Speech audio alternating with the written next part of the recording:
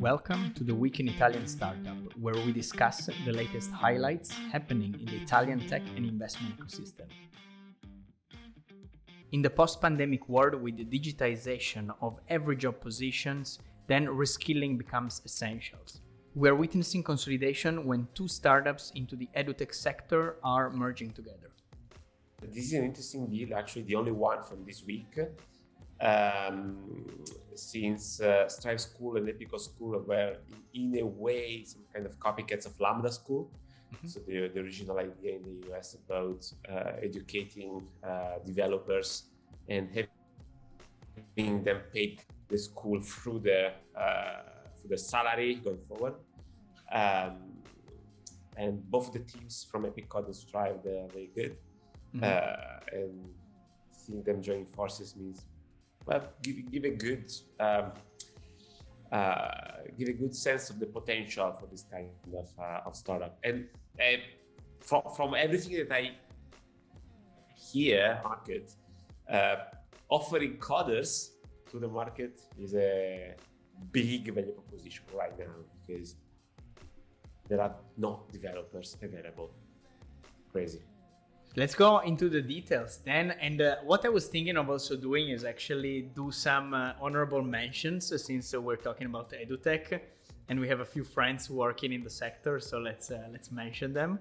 But let's start with the deal. So essentially what we've seen is this consolidation where essentially the two companies kind of like merged one into another. So Epicode is the one that is basically remaining active. And essentially, two companies.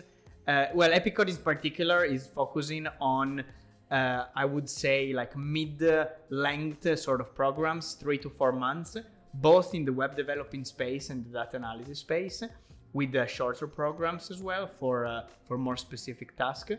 And great model also from the Lambda School. That's totally interesting. What I didn't know is that Strive actually was founded by two Italians. It was basically incubated by Y Combinator, so awesome job. And then they were basically developing the company in Berlin. So mm-hmm. It's transplanted founders trying to help the edutech space in Europe. Yep.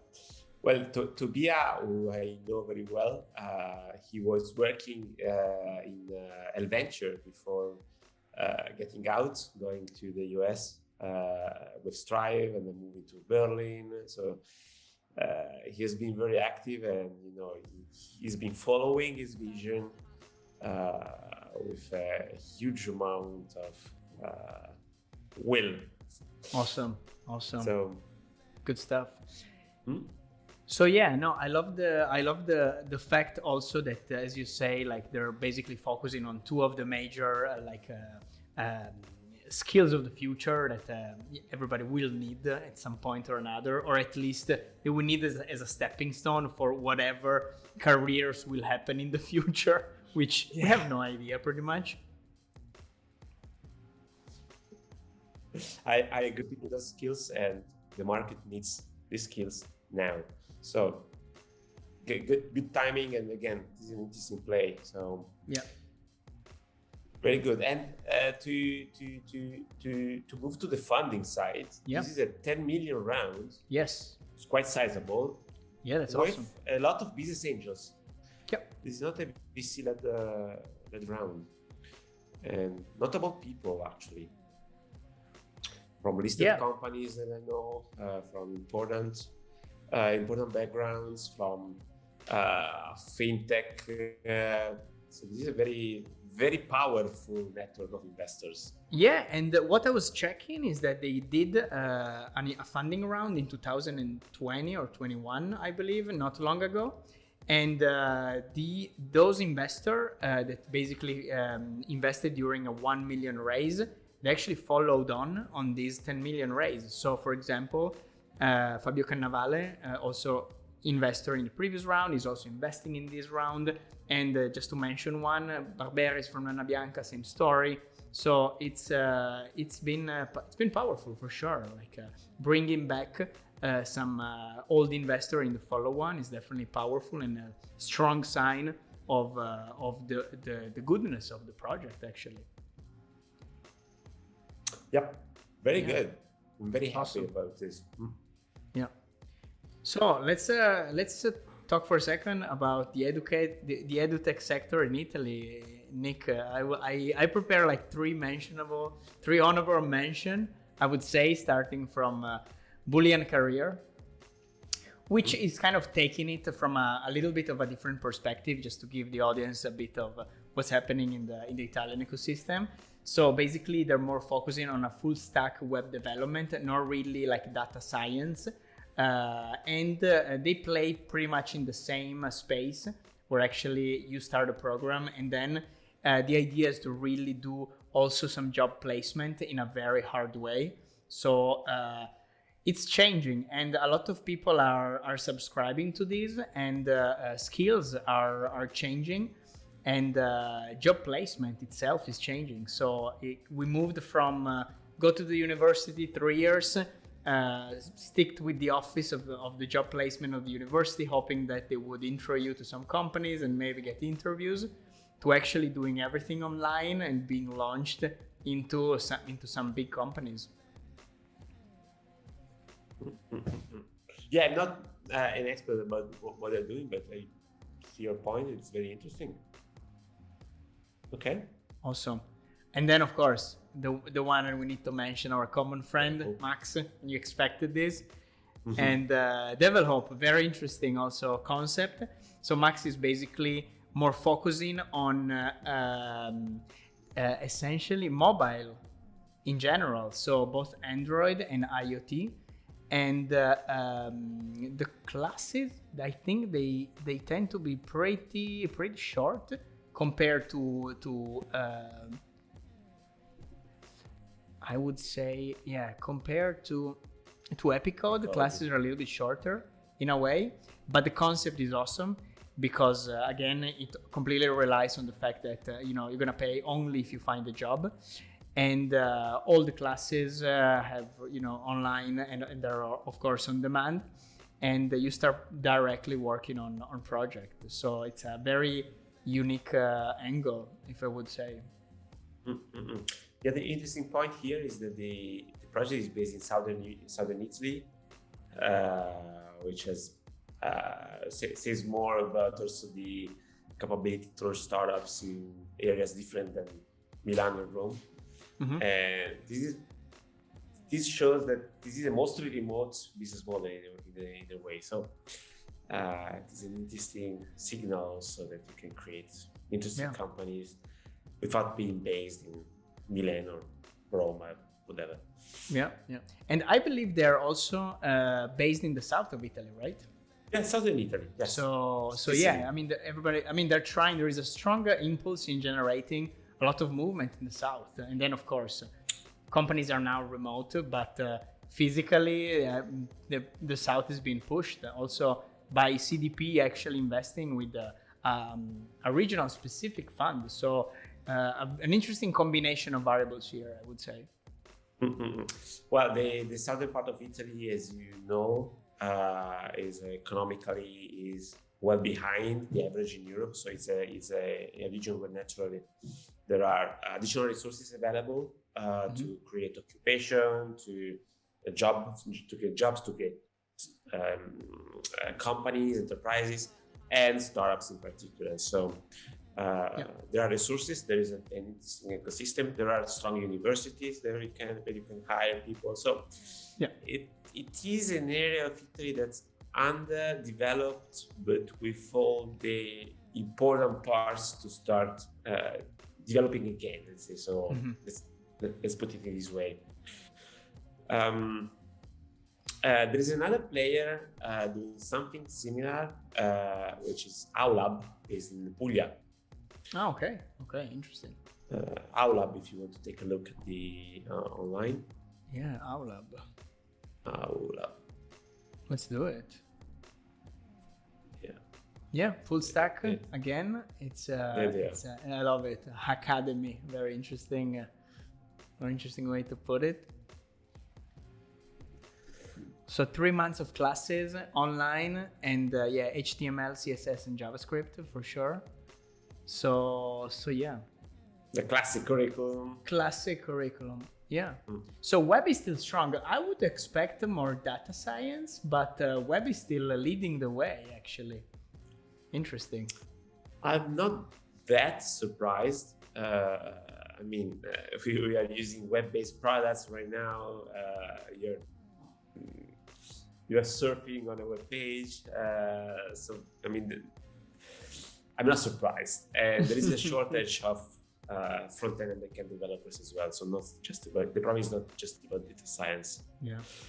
So it makes sense. Yeah. One last trend which has been popular is the no-code trend, which is worth mentioning. So a few companies are trying also to work on the no-code product. And Encode, for example, is an Italian company which essentially help you to build a digital product without coding. So with a bunch of different templates, which are basically, you can essentially arrange them depending on the product that you're trying to do. And I thought it was interesting because they help you learn on how to build a product with no code, and they're also encouraging companies to actually build MVPs and reskill employees to actually support companies through digitization. And no code is the sort of the low barrier that kind of make people start, and then probably that's also a stepping stone towards some more professional products. Yeah, but I agree. As a software engineer by background, the problem with no code is that you think that it's no code and it's easy. It's easier if you please, but the point is that you need to have some basics, to understand some basics of how things work in order to be proficient and create something useful with no code tools. So it's not completely masking the complexity, but it helps. Yeah. But if you don't understand the basic, you have no clear ideas of what data, front, and process and interaction means, then you will still create something ugly in less time, but still ugly. But the good thing, there is a silver lining, which is it's ugly, but it's out there instead of being beautiful and in a drawer trying to get perfected and never on the market. So, it's for people that just want to get stuff done and out there. I love the no-code trend, but I agree with you. It's probably the first sort of movement, and then after that, you kind of know that you need professionals to actually bring it to a different level. But that's an interesting point. You know what? I think that the major users of no-code tools are probably professionals that know the basics, that don't want to spend resources with, That's a good point. The powerful tools. That's a good point. And these probably are the more mature professionals, so not the juniors, the seniors. So this is basically a way to get quick on the market, let's say so, with something without spending too many resources, but getting to a good enough product. So this is not about people that don't come from the domain, from the tech domain. It's about people who are in the domain and don't have time to waste. Yeah, I love that. They're probably the main users of no-code tools. I am, for example, I am probably within the firm, probably the major user of no-code tools, because I have no time to waste and I don't want to create anything more complex, because they're there, they're easier, and they allow me to abstract away a lot of things that I don't want to think about. Yeah. No, and that's a great angle. It's a drafting board. You get it out, and probably 80% of the functionality have already been coded in some form or another, because it's really tough to get something completely out of the blue. So I agree. And then actually you focus on the meaningful work, which is stability of the infrastructure and all the internal security, and then you move from there. Love the angle, Nick. Exactly. You just spend time on the business case and not on the technology case. Because most of the time technology is just, reinventing the wheel on, as you said, authentication and the database and the classic blah blah blah blah blah. So no, totally, super interesting. All right, to finish our so let's finish our little EdTech in Italy bit, and let's move back to the funding and the funds with the TechShop. Very interesting news. So it's a brand new seed fund. They have a first closing of 32 million euro. Basically, the fund is already live, I would say. So there is already like a lot of material actually that people can check out. They're targeting B2B Italian digital companies in particular, and the managing partners are people that already have a great curriculum, I would say. So people that have been working as angel investors and venture capitalists, Aurelio Mazzotero in particular, and Gianluca D'Agostino. So yeah, that's those are this is the new entry, I would say, in the VC ecosystem. Yeah, or new V entry because of their background. So, sure. But it's good to have another player on the market. They're investing at the seed stage, as you said. They will have some focus on the south, not exclusivity, but again, as we're talking about, they also raise money from the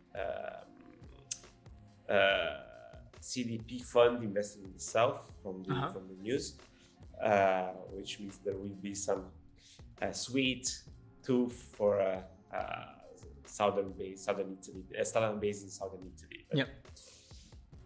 And this is something probably newer. They have this vertical focus in the digital sector. So most of the other Italian investors are generalists in a sense. So they have a broader approach to digital, and they're more specific into the B2B sector. The other one with this specificity is probably Jellify. So yeah, it's pretty much deep in the sense that it's AI, analytics, IoT, security, 5G, and cloud. So it's really a lot of focus on the deep side of the digital space, I would say. Very interesting. And another interesting element is that they received funds from the CDP Fund of Fund Venture Italy. That's what you were mentioning. So they have like not only private investor, but also two of the big channels that CDP is using. So the South Fund, but also the Fund of Fund.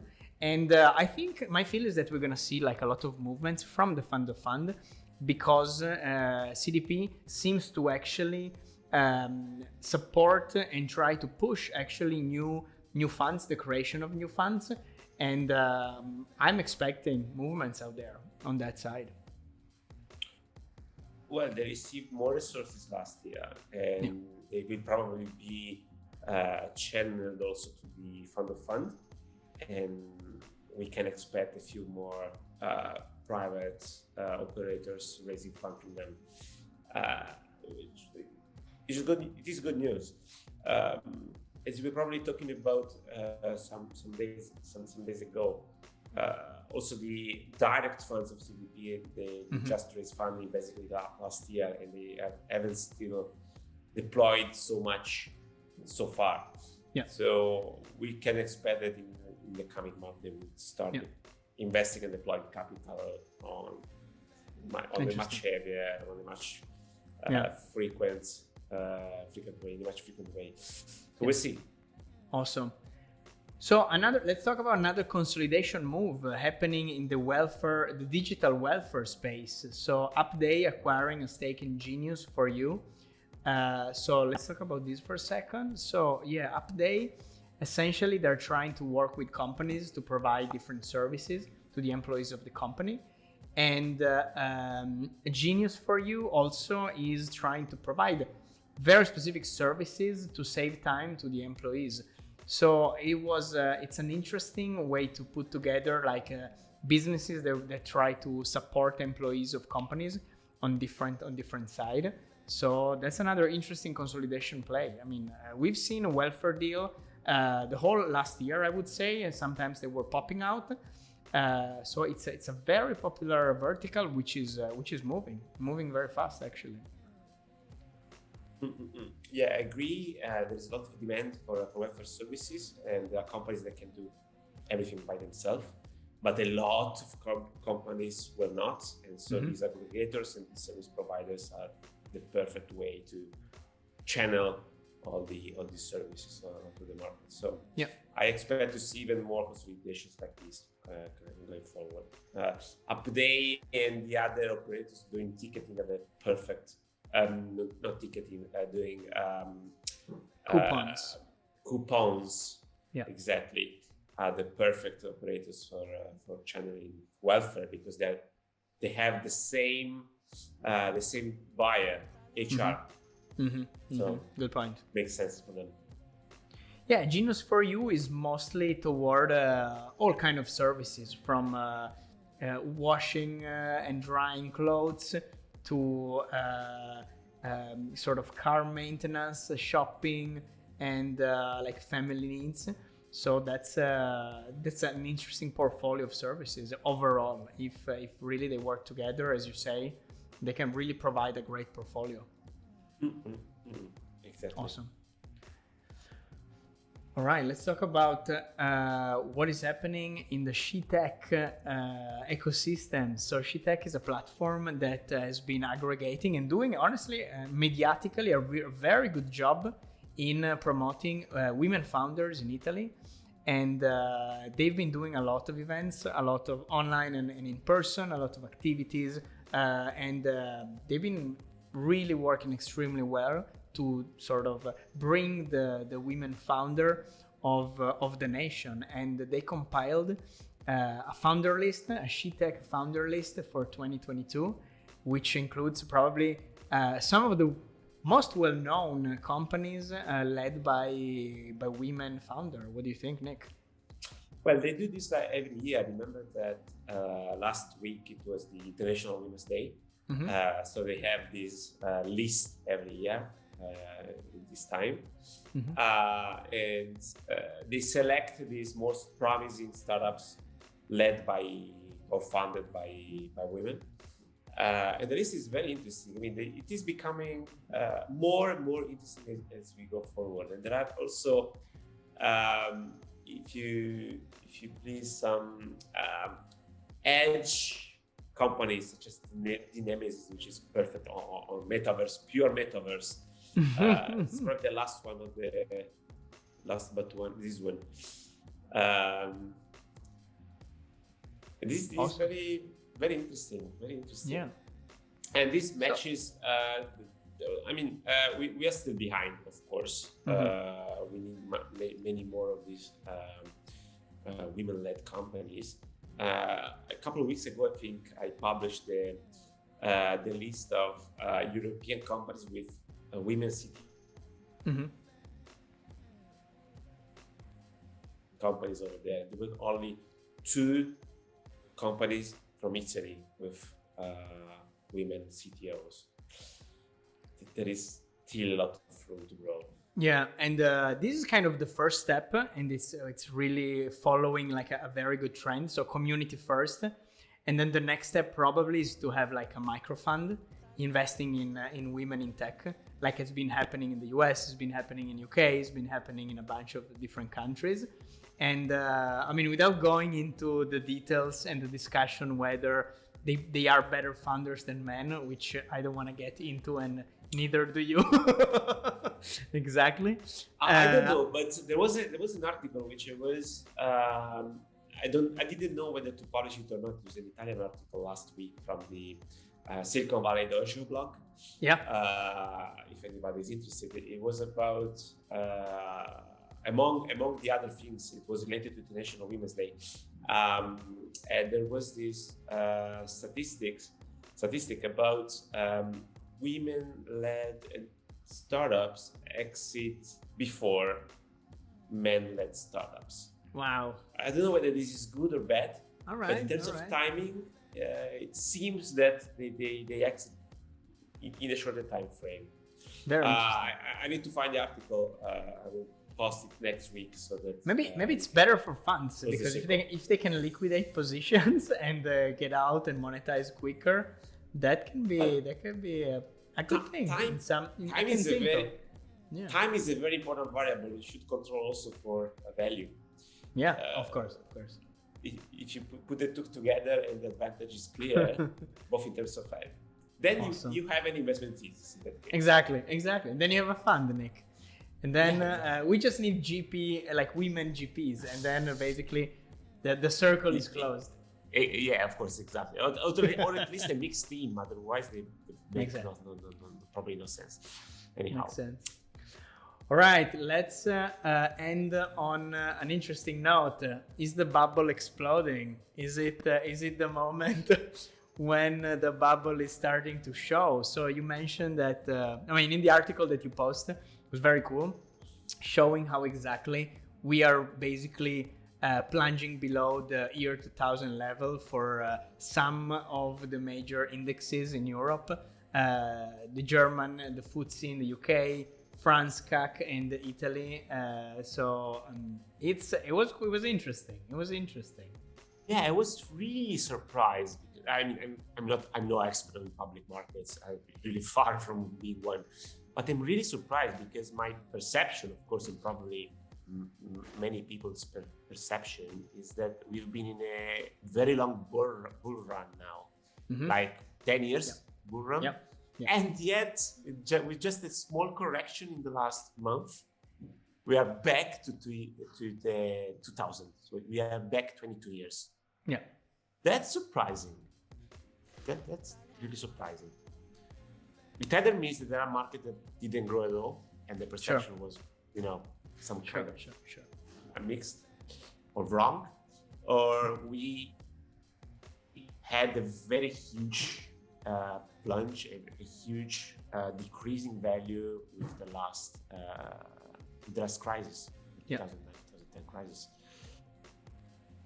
So that's Italy. Italy didn't get back to 2009. Italy pretty much set on a range, and it was bouncing between like some support and resistance level, kind of trying to break out. Well, this year, but then it was exactly too late. But you are seeing the picture of an economy who's been stuck for like 13 years. Yeah. So this is a very sad picture. Yeah. It's basically since 2008 we've been bouncing in the same range without significant growth. That's which actually is completely different from France and the UK and Germany, especially Germany.